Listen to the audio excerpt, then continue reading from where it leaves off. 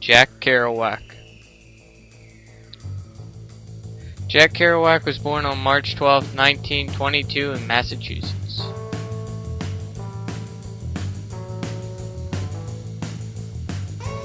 He wanted to be remembered as a poet and a writer.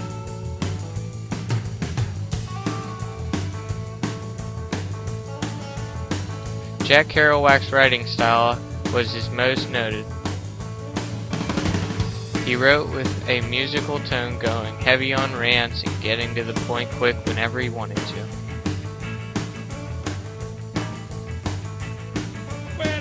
He wanted his writing as is and to be pure. He wanted to stay true to himself.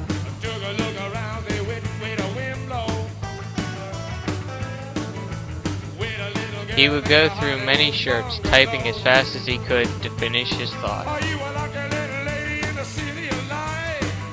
There were no second thoughts or any other influences to change his view of the sentence he was just pounded out on that paper. This was his life on the road.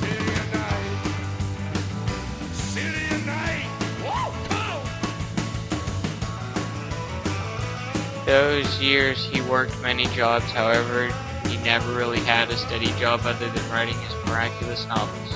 His major hit was On the Road.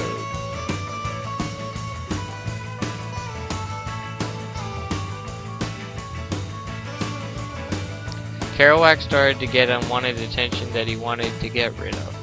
Many people started to coin the term beatnik to him, which again was more unwanted attention. At the end of this boom-bust time for his popularity, he chose to go with the currents of the event.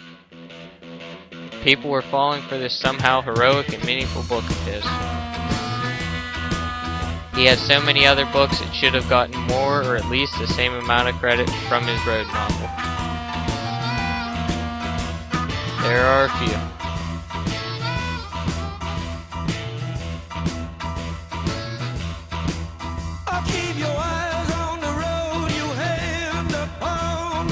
Kerouac's writing has influenced many people.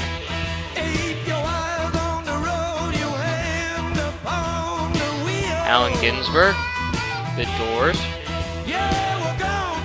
Pearl Jam, and even Bob Dylan.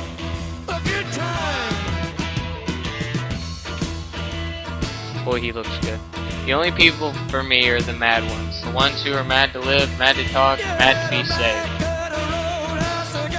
Delirious of everything at the same time, the ones who never yawn or say a commonplace thing. But burn, burn, burn like fabulous yellow Roman candles, exploding like spiders across the stars. And in the middle you see a blue center light pop and everybody goes, aw. This was made by Jack Kerouac. He was a heavy drinker, he however lived life to its fullest. He died on October 21st, 1969 of a stomach hemorrhage.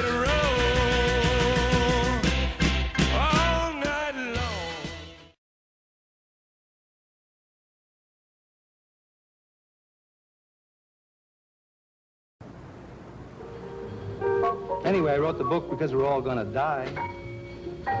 In the loneliness of my life, my father dead, my brother dead, my mother far away, my sister and my wife far away.